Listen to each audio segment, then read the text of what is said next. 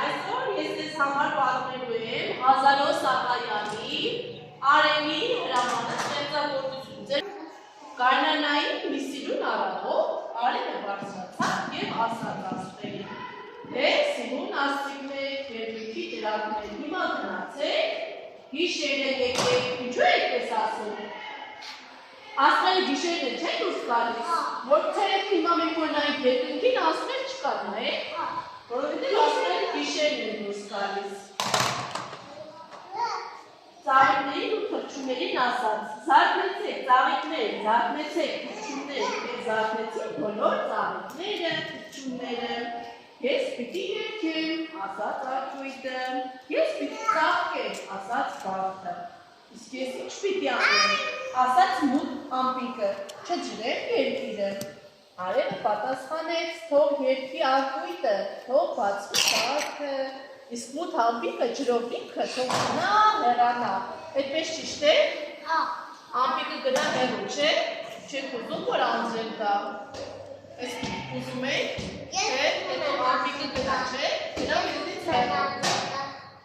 Ծաղիկները բացվեցին, թռչունները երգեցին, երեխաներն էլ զարթնեցին, և սկսեցին արևի երգը։ Արև, արև, երգ, սիզիկ արև, երգ, սև ամպեր հեռացեք, արևին ճապատ տվեք, թողեք նավա մեզ մոտ, նրա լույսին եք կարող, պատիր արև եկեք, սիզիկ արև եկեք։ Հիմա տեսեք, արևը հրամայեց, չէ, ամպերին ասաց գնացեք ամպեր։ Հիմա եթե ամպերը չգնային, ինչ կլիներ։ Անձրև Ինչ կլիներ։ կգորանա։ Ահա, ամպրոպ կլիներ, չէ, ինչ կլիներ։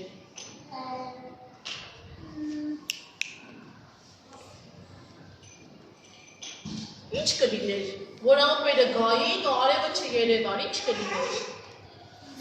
Գիշեր Ճիշտ է, գիշեր կլիներ, չէ։ Ամպերը կծածնեին արևին ու արևը չէր երևա, դրա համար արևը ինչ արեց։ Հրամայեց, չէ։ Ինչպես հրամայեց, ինչ ասեց։ Ասեց գնացեք, չէ, մութ ամպեր, գնացեք, այդպես են հրամայում։ Այդպես է, չէ, իսկ եթե ասել ամպեր ջան խնդրում եմ գնացեք։ Չէ, չհրամայեց, չէ, ամպերը չէին, դրա համար ինչպես ասած, գնացեք ամպեր։